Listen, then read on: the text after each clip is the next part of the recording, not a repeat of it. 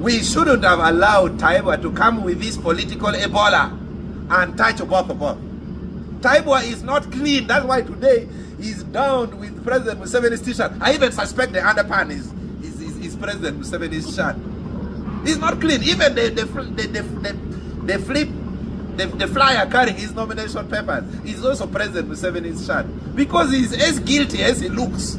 So he's trying to be more yellow than the founders of the yellow. He's trying to be more holier than the Pope, yet he's a Sabbath Christian. So he's not clean. He's actually Tayebwa. This is political science. Tayebwa is more dirty than Anita. But why is he being shielded? You see, when we were going to senior one, I was in a seminary. A seminary, you have to be celibate. You have to be a virgin. But there were those who came when they were old, they had already lost their virginity, and they were spoiling the young ones. They would tell stories of how they would date girls. So I see a situation where Tayebwa is going to start showing the way for both of us. That this thing of how as Uganda is not reliable, you get what you can, is going to start showing of both of us certain path. And we shall all lose it. We shall all lose it, as a country. So he's the wrong person for that office. He has been maintained there for tribal reasons. They should have got any other person whose hands is not tainted. When Anita was getting $5,000 allowance for going out of the country, 20 million a night. Tayebwa was getting 19 million a night. Did he report to the nearest police station? Did he? He was a partner in crime. So today we are seeing a criminal being nominated to be the Deputy Speaker of Parliament. That is impunity. And the warning they have to take, Ugandans are not sleeping. We are not sleeping. A thief is being promoted. Those who are not thieves like us are at the backstage. This impunity is totally not acceptable.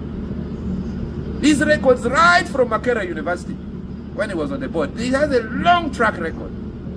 They have been doing these things together with Anita. Today now Anita is in the hole, Tayebwa is brought to breathe. This is not fair. And if the God of Abraham and Jacob would listen to people, these are the people like Tayebwa should be struck by lightning. Because it's not fair. You commit the same offense, you are taught physics, and then for you, you are out and dry. Just because you are Munyankole. This is a republic, this is not a monarchy. Why are you separating Ugandans? So it is as if it is okay for a Munyankole to steal money. Other tribes should not steal. This is what people are saying down there. Process we are making as Ugandans that many people are not seeing is in this area. One, the military led by the CDF, General Mozi, has come to clean Parliament. Because Parliament cannot clean itself. It had dirty eyes, it had smelly mouth, it shit on itself, but it did not clean itself. So we are seeing another person who is a branch of the executive coming to clean an institution of Parliament. The Auditor General should have cleaned Parliament. The IGG should have cleaned Parliament. So, in the short run, Ugandans, we are celebrating that the institution of Parliament is going to be finally clean. I see this process of bringing about and maybe there will be a sanity in the institution of Parliament, but internal sanity. But what bothers me, the political philosopher, is external sanity. What will the capacity of Parliament be to check the human rights violation by Uganda People's Defense Forces? What will Parliament do to check the classified expenditure? Because over the years, whatever money the military needs, we give them. But during the Parliament of 2006 to 2011, the late Honorable Dr. Kule Park brought a mechanism of auditing classified expenditure, which as opposition members of Parliament, we were now starting to audit the expenditure of the military. Now, if the military is bringing about and Thomas Tayebwa, do you see this Parliament auditing the military? So that is a very big loss to the whole country. And sadly, today at the nomination center, you see a whole Speaker of Parliament. The Speaker of Parliament is a referee. It's a referee between opposition, FDC, NUP, UPC. The Speaker of Parliament is a referee. So today you see a Speaker of Parliament putting on Museveni's t-shirt. I've never seen that in my lifetime during Sekandi's time. I've never seen Rebecca Kadaga do that. Because you are a referee, you are a presiding officer.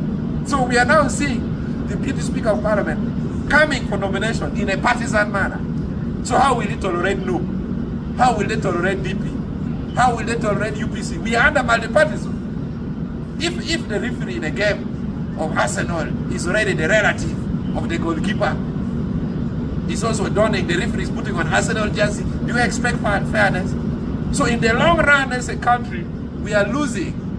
We are losing. We are allowing the institution of the executive controlling parliament, and yet parliament should also check the executive. In the short run, let us clap our hands and heads, oh yeah, oh yeah. But in the long run, we are going to have another monster developing in the military that no other institution can check it.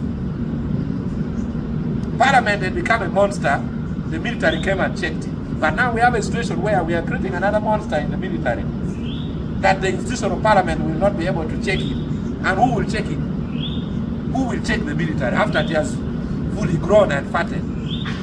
And the only way to check the military is to go to the bush and carry guns, which is something we don't want in our country again. So we need this fusion. The parliament checking the executive commanding the judiciary commanding, controlling parliament. That combination of the three should be maintained. It is good for all of us. But the moment we see a big brother coming with a stick, cleaning the other institution, doing whatever they want, that big brother syndrome is not sustainable.